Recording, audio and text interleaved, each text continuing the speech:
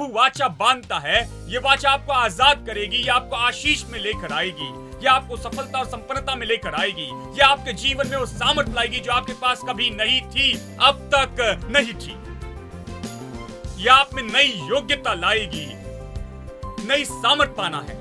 ये प्रभु कहता है कि मैं संपन्नता की वाचा बांधना चाहता हूँ, मैं खुद को मनुष्य के साथ जोड़ना चाहता हूँ, मैं मनुष्य के साथ हाथ मिलाना चाहता, मैं इसे करना चाहता हूँ।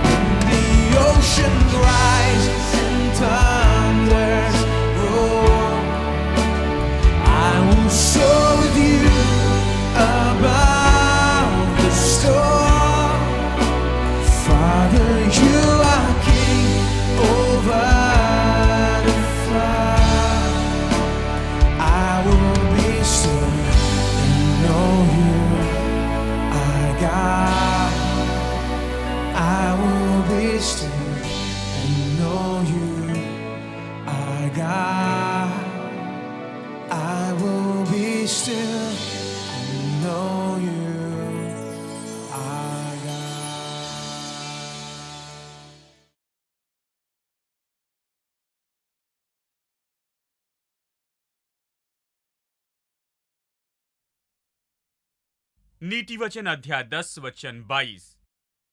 धन यहोवा की आशीष ही से मिलता है और वो उसके साथ दुख नहीं मिलाता। हमने पिछले हफ्ते शिक्षा शुरू की प्रभु की आशीष के बारे में। अब यहां ये धन के बारे में कहता है कि कैसे प्रभु की आशीष धनी बनाती है, लेकिन हम सच में यहां केवल धन के बारे में नहीं कह रहे हैं, प्रभु की आशीष के बारे में कह रहे हैं। शायद ये धन लाती है और साथ ही बहुत सी दूसरी चीजें लाती। यह हमें भली चीजें देती है। संपत्ति तो उन चीजों में से एक है जो प्रभु की आशीष लाती है। इस वचन में धन बताया गया है, लेकिन आप इसकी जगह कुछ भी रख सकते हैं। प्रभु की आशीष जो जीवन में अच्छी है, प्रभु की आशीष ही जो सब कुछ लाती है। पिछले हफ्ते जब हमने प्रभु की आशीष के बारे में अध्ययन शुरू किया, हमने आशीष की परिभाषा के साथ शुरू किया। मैंने आपसे कहा कि अक्सर हम गलत होते हैं आशीष की परिभाषा में। हम पैसों को आशीष कहते हैं, घर को आशीष कहते हैं, कार को आशीष कहते हैं, हम चीजों को आशीष कहते हैं। ये सारी चीजें अच्छी है, लेकिन ये आशीष नहीं है। आशीष ये सब लाती है, ये आशीष के परिणाम हैं। हमें इन दोनों का फर्क जानना होगा। कारण तो ये है कि जब आप दोनों का फर्क जानेंगे तो आप सही चीज चुनेंगे। यदि आशीष सारी चीजें लाती है तो मैं चीजों को खोजना नहीं चाहता, मैं उसे ढूंढना चाहता हूं जो चीजें लाती है। आमीन। यही पूरी बात है। मैं पैसा खोजना नहीं चाहता, क्योंकि आशीष ही पैसा लाती है। आशीष शांति लाती है, आशीष आनंद लाती है, आशीष अच्छा पारिवारिक जीवन लाती है, आशीष मेरे हाथों के कामों को सफल करती है, आशीष ही सब कुछ लाती है। तो मैं आशीष ढूंढना चाहता हूं। मैं उस परमेश्वर को खोजना चाहता हूं जो मुझे आशीष देता है। आशीष खोजना चाहता हूं उसके बजाय कि मैं चीजों को खोजूं, क्योंकि जब मेरे पास वो होगा तो उसकी आशीष होगी और ये सारी चीजें मेरे पीछे होगी। क्योंकि बाइबल कहती है कि पहले परमेश्वर के राज्य और उसकी धार्मिकता की खोज करो और ये सारी चीजें तुम्हें दी जाएगी। लोग गलत चीज ढूंढते हैं क्योंकि वो सोचते हैं कि उन्हें यही खोजना चाहिए, यही सारी खुशियों का स्रोत है। पैसा खुशी का स्रोत नहीं है। आशीष, प्रभु की आशीष ही खुशी का स्रोत है। आशीष ही ऐसी चीज है जो पैसों से बढ़कर है, भौतिक चीजों से। या कोई भी चीज जो इस जीवन में है, यानी अच्छा पारिवारिक जीवन, ये सब उससे बढ़कर है। ये चीजें महत्वपूर्ण हैं, लेकिन आशीष ही वो है जो सब लाती है। ये चीजें जो आशीष के परिणाम हैं, आशीष ही वो है जो इन चीजों को जन्म देती है। अब आशीष क्या है? हमने आशीष को योग्यता कहा है, क्योंकि व्यवस्था विवरण 8:18 कहता है, तो अपने परमेश्वर यहोवा को स्मरण रखना, क्योंकि वही है जो तुझे संपत्ति पाने की सामर्थ देता है। याद रखे, प्रभु आपको धन नहीं देता, वो आपको सामर्थ देता। यानी फिर से यहां धन कहता है भौतिक धन के बारे में, लेकिन हम आशीष के बारे में कह रहे हैं कि वो क्या लाती है। ठीक है, तो चलिए इस पर गौर करते हैं। ये परमेश्वर है जो हमें सामर्थ देता है। वो सामर्थ, वो योग्यता के बारे में कह रहा है। परमेश्वर आपको पैसा नहीं देता, प्रभु आपको योग्यता देता है कि पैसे कमाएं। परमेश्वर आपको चीजें नहीं देता, प्रभु आपको सामर्थ देता है कि वो सब कुछ पाए जो आपके जीवन में जरूरी है। ठीक है, बुद्धि और समझ और योग्यता और सामर्थ और हर चीज जो आपके जीवन में जरूरी है प्रभु से आती है। तो आप कह सकते हैं कि आशीष तो योग्यता है, अलौकिक सामर्थ पाना है, कुछ योग्यता जो प्रभु से आती है, वो बाकी सारी चीजें संभव करती, वो बाकी सब कुछ लाती है। यानी आप इसे कह सकते हैं योग्यता या शक्ति या योग्य बनाना, सामर्थ पाना। आप इसे सामर्थ कह सकते हैं, इसे अभिषेक भी कह सकते हैं, क्योंकि ये एक और शब्द है जो मैं बाद में बताऊंगा, अभिषेक।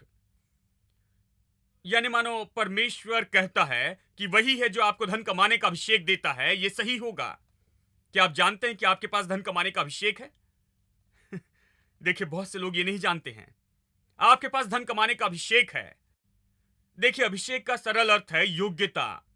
यीशु ने कहा कि परमेश्वर का आत्मा मुझ पर है, उसने मुझे अभिषेक दिया है। इसका अर्थ मुझे सामर्थ दी है, उसने मुझे योग्य बनाया है, मुझे योग्यता दी है कि कंगालों को मैं सुसमाचार प्रचार करूं, बीमारों को चंगाई दूं, सताए हुए लोगों को छुड़ाऊं, बंधुओं को, और इस तरह। यानी अभिषेक का सच में अर्थ है सामर्थ देना। यानी प्रभु की आशीष तो सच में सामर्थ प्रदान करती है, जो संपन्नता और सफलता का परिणाम लेकर आती है। अब एक बार आपको ये योग्यता और आशीष मिलने के बाद आप वो सब कर सकते हैं जो पहले नहीं कर सकते थे। हमने दाऊद के बारे में कुछ कहा था यहां पिछले हफ्ते। उसमें कैसे योग्यता थी जिससे संसार की आंखें नहीं देख सकती थी। शाऊल ने उसे पूरे कपड़े पहनाए मिलिट्री के हथियारों के साथ, और वो चल भी नहीं पाया। उसने कहा, मैं इसे निकालना चाहता हूं, मेरे पास कुछ और योग्यता है, मेरे पास ईश्वरीय सामर्थ है, मेरे ऊपर आशीष है।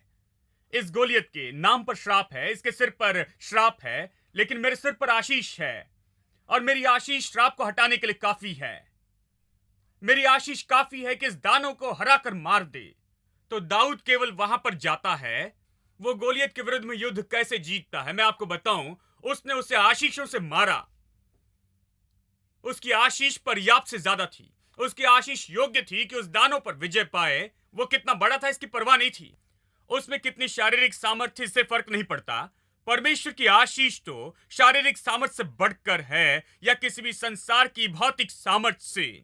यदि आप में प्रभु की आशीष है तो आप दानों को हरा सकते हैं, उस दानों को मार सकते हैं जो आपके जीवन में आपके विरुद्ध उठते हैं। जरा सोचिए इसके बारे में। परमेश्वर की आशीष के साथ प्रभु आपको सामर्थ देता और योग्य बनाता है। आप अपने सामने आने वाले हर दानों को मार सकते हैं जो आपको रोकना चाहते हैं। हर दानव जो आपके विरुद्ध में उठते हैं, आप उससे गिरा सकते हैं कुछ ही समय में प्रभु की आशीष के कारण। हम महान बात के बारे में कह रहे हैं जब हम आशीष के बारे में कहते हैं। आशीष ऐसी नहीं जिसे आप अपनी आंखों से देख सकते हैं। हम आंखों से उसके परिणाम देखते हैं। हम हवा को देखते हैं, हवा के रूप में नहीं, लेकिन पत्ते हिलते हुए देखते हैं और जानते हैं कि हवा बह रही है। पत्ते हिलना तो बस परिणाम है। आशीष ऐसी है, आप परिणाम देखते हैं। आप किसी व्यक्ति को देखते हैं, यह आशीषित है कुछ चीजों के कारण। आप आशीष नहीं देख सकते, इसलिए हमें आशीष के बारे में प्रचार चाहिए, क्योंकि यह अनदेखी है। इसकी परिभाषा देनी चाहिए। यह अनदेखी, इसका प्रकाशन समझना चाहिए, क्योंकि इसे इन आंखों से नहीं देख सकते। आपको प्रकाशन पाना होगा कि यह क्या है, आपको समझना होगा। देखिए, दाऊद बस 16 साल का नौजवान लड़का था। यदि कोई देखता तो कहता कि उस दानव के पास भी मत जाना, वो तुम्हें मार देगा, तुम्हारी हत्या करेगा, तुम्हें मच्छर की तरह मार देगा, खत्म करेगा। तुम उसके सामने कुछ नहीं, वो बस ये कहते। लेकिन दाऊद ने खुद को अलग रूप में देखा। उसने खुद को आशीषित मनुष्य के रूप में देखा, और आशीष के कारण उसने अपनी दृष्टि में अपने आप को दानव से बड़ा देखा। आशीष ऐसी है जिसे आप प्रकाशन से समझते हैं। आशीष तो बहुत ही महान है। यह ऐसी जिसे प्रकाशन से समझना चाहिए। मैं विश्वास करता हूं कि आने वाले कुछ हफ्तों में हम आशीष को प्रकाशन के रूप में समझेंगे। आप खुद को आशीष के रूप में देखेंगे। आप खुद को वैसे नहीं देखेंगे जैसे आप खुद को देखते आए हैं। आप खुद को वैसे नहीं देखेंगे जैसे बाकी सब आपको देखते हैं, जो आप खुद को देखते आए हैं। लेकिन आप खुद को आशीषित रूप में देखेंगे और आप जानेंगे कि आशीष होने का मतलब क्या है। आशीष होने का अर्थ है कि सामर्थ पाना जिसे लोग नहीं देख सकते, लेकिन ये निश्चित रूप में आपके जीवन में काम करती है और ये आपके जीवन में महान विजय ला सकती है। आमीन। लेकिन बात तो ये है, जैसे मैंने कहा कि आशीष नहीं देख सकते, इसलिए इसे प्रकाशन से समझना होगा। साथ ही एक और बात सच है, हम इसे देखेंगे, और वो है आशीष ऐसी चीज है जिस तक विश्वास से पहुंचते हैं। आप विश्वास से आशीष का आनंद उठाते हैं। जानते हैं यहां हर कोई आशीषित है, लेकिन कितने लोग आशीष का आनंद उठाते हैं? इसलिए हमें आशीष के बारे में प्रचार करना चाहिए कि आप प्रकाशन पाए, और प्रकाशन विश्वास लाएगा, और विश्वास से चीजें आएगी जो परमेश्वर ने आपके लिए रखी है आशीष के द्वारा। ठीक है? यानी चाहे परमेश्वर ने हमें कितनी भी आशीष दी है, विश्वास के बिना हम उससे नहीं ले सकते, अपने हाथों में नहीं ले सकते, और प्रकाशन के ज्ञान के बिना विश्वास नहीं आ सकता। इसे मन में रखिए और देखिए यहेजकेल अध्याय 34 और इसे आगे देखते हैं वचन 25। यहां फिर से एक अद्भुत प्रकाशन आशीष का। प्रभु कहता है कि मैं उनके साथ शांति की वाचा बांधूंगा। मैं यहीं पर रुककर कुछ बताना चाहता हूं। प्रभु कहता है मैं शांति की वाचा बांधना चाहता हूं। शांति शब्द शलोम शब्द से आता है और हमने इसे देखा है और मैं इसे बार बार बताते रहूंगा। शलोम वो शब्द है जिससे सब एक दूसरे को अभिवादन करते हैं। यीशु ने कहा तुम्हें शांति मिले, उसका अर्थ है शलोम कहा, बस इतना ही। वो हलो नहीं कहते, कहते शलोम। शलोम हलो से अच्छा है, क्योंकि हलो का अर्थ कुछ नहीं है, लेकिन शलोम का कुछ अर्थ होता है। शलोम का अर्थ क्या है? शलोम का अर्थ है शांति। अब शांति का अर्थ क्या है? शलोम का सही अर्थ है कुछ कमी नहीं, कुछ घटी नहीं। यही इसका सच्चा अर्थ है, कुछ कमी नहीं, कुछ घटी नहीं। ठीक है? तो प्रभु कहता है कि मैं वाचा बांधना चाहता हूं जिससे आपके जीवन में कुछ कमी नहीं होगी, कुछ घटी नहीं होगी। जैसे मैंने आपको बताया था, परमेश्वर और मनुष्य के बीच की वाचा बहुत अद्भुत है। यदि कोई इसे समझ ले तो वो इसमें आएगा, इसे खोना नहीं चाहेगा। क्योंकि वाचा का अर्थ है कि दो पार्टनर्स एक साथ आते हैं और एक दूसरे से कहते हैं जो भी मेरा है वो तुम्हारा है, और दूसरा भी कहता है जो भी मेरा है वो तुम्हारा है। तो वो कहते हैं जो मेरा है वो तुम्हारा है, और दूसरा कहता है जो मेरा है वो तुम्हारा है। अब इसमें यदि किसी के पास किसी दूसरे व्यक्ति से ज्यादा होता है, दूसरों से ज्यादा होता है, तो कम वाला उतना पाता है, क्योंकि जो बड़ा है, जिसके पास ज्यादा है, वो कम वाले को देता है। उन दिनों में लोग वाचा बांधते थे। छोटे राजा जो छोटे राज्य के थे वो बहुत बार डर जाते थे, क्योंकि दूसरा राजा उन्हें चुनौती देकर उनका राज्य हथिया लेता, उनका देश सोना चांदी ले लेता। तो वो पास ही के बड़े राजा के पास जाते और उसके साथ वाचा बांधते थे, और वो बड़ा राजा उनसे वादा करता था जो भी मेरा है, मेरी मिलिट्री सेना सब कुछ, मेरी सेना आपसे तुम्हारी है, जो भी तुम्हारे विरुद्ध में आएगा वो मेरे विरुद्ध में आने जैसे है, मैं तुम्हारे साथ खड़ा रहूंगा। उस छोटे राजा के पास देने के लिए क्या था? देने के लिए ज्यादा नहीं है।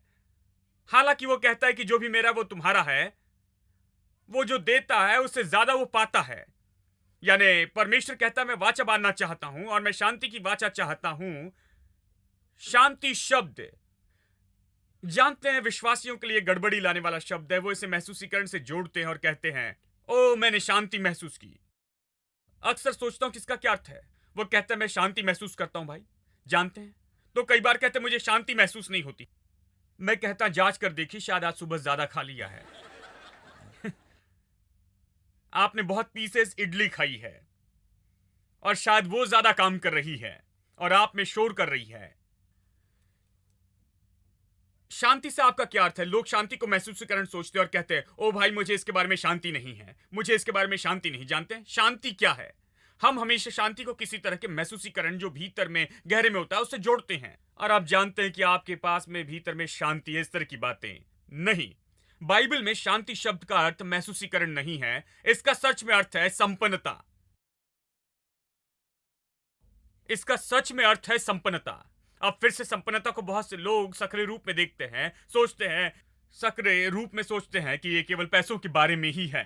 नहीं नहीं नहीं, ये सब के बारे में कह रहा है। शायद इसमें पैसा है, लेकिन ये सब के बारे में कहता है। संपन्नता बाइबल कहती है, प्रियो, सारी बातों से बढ़कर मैं चाहता हूं कि तुम संपन्न हो जाओ, हर चीज में संपन्न हो और तंदुरुस्ती में रहो, जैसे तुम्हारा प्राण संपन्न होता है। प्रभु चाहता है कि हर तरह से हम संपन्न हो जाए। निश्चय धन आपके जीवन के एक खास क्षेत्र है, यह महत्वपूर्ण है, लेकिन आत्मा है, प्राण है, शरीर है, परमेश्वर ने आपको परिवार दिया है, आपके हाथों का काम है, ठीक है, और संपन्नता है और सब कुछ है। ये सारी चीजें जुड़ी है। परमेश्वर चाहता है कि आप इन चीजों में संपन्न हो, और प्रभु कहता है कि मैं शांति की वाचा बांधना चाहता हूं, मैं संपन्नता की वाचा बांधना चाहता हूं। ये वाचा उस व्यक्ति को ऐसा बनाएगी जिसके साथ मैं वाचा बांधता हूं, वो संपन्नता में जिएगा और हर बात में संपन्न होगा। मैं उसे जयवंत बनाना चाहता हूं। जब प्रभु किसी व्यक्ति के साथ वाचा बांधने आता है तो वो इसलिए वाचा नहीं बांधता कि उसे दबा दे और उसे नीचे गिरा दे। प्रभु वाचा बांधता है। ये वाचा आपको आजाद करेगी, ये आपको आशीष में लेकर आएगी, ये आपको सफलता और संपन्नता में लेकर आएगी, ये आपके जीवन में वो सामर्थ लाएगी जो आपके पास कभी नहीं थी, अब तक नहीं थी।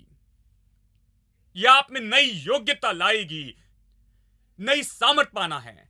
यह प्रभु कहता है कि मैं संपन्नता की वाचा बांधना चाहता हूं, मैं खुद को मनुष्य के साथ जोड़ना चाहता हूं, मैं मनुष्य के साथ हाथ मिलाना चाहता, मैं इसे करना चाहता हूं। अगले हफ्ते मैं बताऊंगा इब्राहिम ने कैसे किया, कैसे इब्राहिम के साथ हाथ मिलाया, कैसे इब्राहिम ने विश्वास से बढ़कर परमेश्वर से हाथ मिलाया और परमेश्वर का हाथ थामकर उसके साथ में चलने लगा और परमेश्वर की आशीषों में चला। देखिए, यहां परमेश्वर बढ़कर अपना हाथ बढ़ाता है, आपको बढ़कर उसका हाथ थामना है, आपको उस कॉन्ट्रैक्ट में जाना है, आपको उस कॉन्ट्रैक्ट की सचेतता में जीना होगा। इसमें विश्वास लगता है, चाहे परमेश्वर आपको कितनी भी आशीष दे। यदि आप विश्वास में काम न करें तो आप उस संपन्नता और आशीष में कभी नहीं चलेंगे जो प्रभु ने आपके लिए रखी हुई है। तो प्रभु कहता है, मैं संपन्नता की वाचा बांधना चाहता हूं। यही इसका अर्थ है। शांति की वाचा का अर्थ संपन्नता की वाचा या भलाई की वाचा, हर तरफ से भलाई की वाचा, हर तरह से।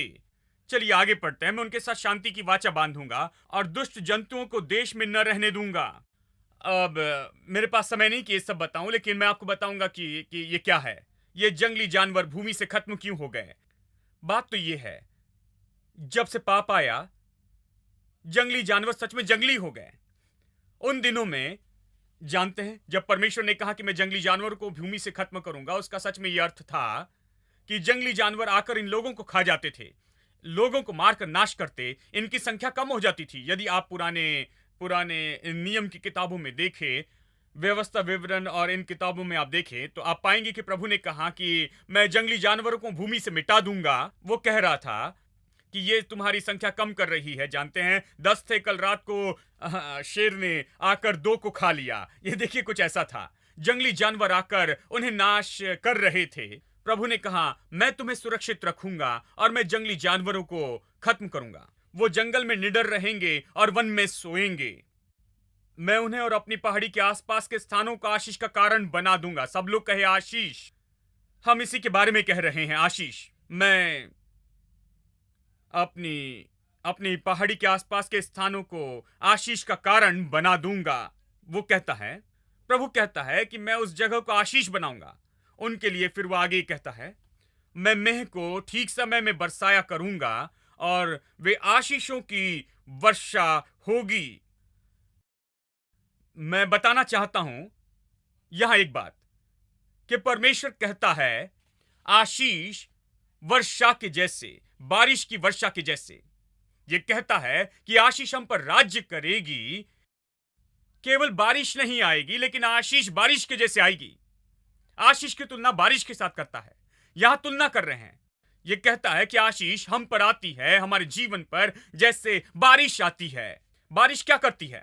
जब आप बीज बोते हैं तो आप आकाश की ओर देखते हैं कि बारिश की आशा करते हैं। लोग ऐसे ही जीते हैं किसानी करने वाले समाज में। वो आशा करते हैं कि बारिश हो, और जब बारिश होती है वो इतने खुश हो जाते हैं क्योंकि वो जानते हैं कि बारिश आएगी तो जमीन को पानी मिलेगा, कि जो बीज उन्होंने बोया है वो बर्बाद नहीं होगा, वो जड़ पकड़ेगा, मजबूत होकर बढ़ेगा, वो जड़ फैलाएगा और पेड़ बनेगा, वो बड़ा होकर फल लाएगा। ये सब कुछ होगा। लेकिन एक बात जरूरी है, आकाश से बारिश होनी चाहिए। आकाश से बारिश होनी चाहिए। यदि वो इस साल अच्छी फसल पाना चाहते हैं तो आकाश से बारिश हो। वो बारिश पर आधारित रहते तो वो हमेशा बारिश की राह देखते। और प्रभु कहता है बारिश ये नहीं कि पानी की बूंदें गिरती रहेगी, लेकिन आशीष की बारिश, सब लोग कहे आशीष की बारिश, जैसे बारिश आकर जमीन को पानी देती है और फल बढ़ाती है और पेड़ को फलदायी बनाती है और उससे जमीन फसल उपजाती है, उसी तरह से परमेश्वर की आशीष ऐसी आएगी जैसे आकाश से बारिश होती है और वो फलवंत बनाएगी और फल देने वाली बनाएगी, आपको बहुगुणित होने लगाएगी, आपको बढ़ोतरी और बहुतायत पाने लगाएगी, आपको आशीषित रूप में रहने लगाएगी। मैं आशीषों की वर्षा के बारे में कह रहा हूं, किसी बारिश के बारे में नहीं। आशीषों की वर्षा, इसके बारे में सोचिए। अब निकाले भजन 68 और मैं आपको बारिश के बारे में बताता हूं। यह सच में आशीष की वर्षा हो सकती है। बाइबल बहुत तरीके से आशीष के बारे में कहती है, खासकर बारिश के जैसी आशीष, बारिश जैसे नीचे आती है। देखिए 68 और वचन 9। हे परमेश्वर, तूने बहुतायत की वर्षा की, तेरा नीच भाग सूख गया था परंतु तूने उसे हरा भरा किया है। यह कहता है तूने बहुतायत की वर्षा की प्रभु, और कुछ अनुवाद कहते हैं तू हे प्रभु बहुतायत की बारिश भेजता है।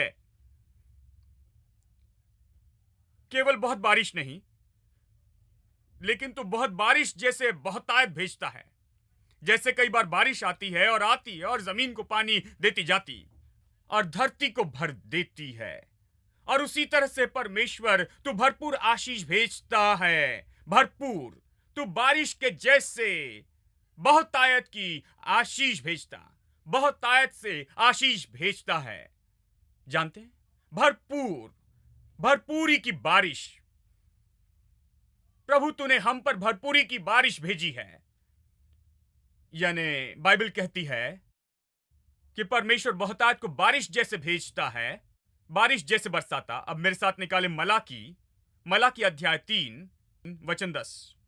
सारे दशवांश भंडार में लाओ कि मेरे भवन में भोजन वस्तु रहे, और सेनाओं का यहोवा यह कहता है कि ऐसा करके मुझे परखो कि मैं आकाश के झरोखे तुम्हारे लिए खोलकर तुम्हारे ऊपर अपरंपार आशीष की वर्षा करता हूं कि नहीं। सब लोग कहे तुम्हारे लिए उंडेलता हूं ऐसी आशीष। क्या आप जानते हैं कि आकाश से केवल बारिश नहीं होती, आकाश में झरोखे हैं, आकाश में झरोखे हैं जिन्हें परमेश्वर खोलता है। बाइबल कहती है और आप पर आशीष उंडेलता है। जैसे बारिश आती है, आशीष नीचे आती है। सब लोग कहे आशीष नीचे आती है। ओ, इस तरह से सोचना बहुत अद्भुत है। प्रभु आकाश के झरोखे खोलता है। अब झरोखे का मतलब यह नहीं, जैसे कि एक भाई ने कहा कि उन्होंने अपनी जमीन दी फ्लैट्स बनाने के लिए, अपनी जमीन दी कि फ्लैट्स बना सके। और जब उस भाई ने फ्लैट्स बनाए, बहुत से फ्लैट्स बनाए, उन्होंने बालकनी बनाने के लिए कहा था। और ये मालिक मुझे बता रहे थे, हमने उन्हें बालकनी बनाने के लिए कहा, लेकिन ये आत्महत्या की जगह जैसी है। वहां पर खड़े रहे तो वहां पर गिर जाएंगे, इतनी छोटी और सक्रिय और खतरनाक है। वहां खड़े रहने के लिए बहुत कम जगह है। जब परमेश्वर बालकनी कहता है तो इस तरह की बालकनी नहीं जहां से सिर निकालकर झांक सके। नहीं नहीं नहीं नहीं। जब प्रभु कहता है बालकनी, तो इसका अर्थ है, जानते हैं इसका अर्थ है ये फ्लड गेट्स। सच में कुछ अनुवाद इस तरह से कहते हैं फ्लड गेट्स। इसका यह अर्थ नहीं कि छोटी सी खिड़की जिसे आप खोलते और कुछ फेंकते हैं। नहीं, परमेश्वर स्वर्ग से कुछ छोटी खिड़की नहीं खोलता है कि कुछ चीजें फेंक सके। नहीं, जब परमेश्वर आकाश के झरोखे के बारे में कहता है तो वो फ्लड गेट्स के रूप में आपको सोचना है। प्रभु का बड़ा दिल है, प्रभु के पास धन है, परमेश्वर के पास देने के लिए बहुत कुछ है। परमेश्वर जो हम सोचते और मांगते हैं उससे भी बहुत बढ़कर देता है। तो वो खिड़की से नहीं कर सकता, खिड़की वहां नहीं है। वो फ्लड गेट्स को खिड़की कहता है। फ्लड गेट को जब खोलता है तो पानी का बहाव बहते जाता है। परमेश्वर कहता है मैं झरोखे खोलकर उंडेलता हूं।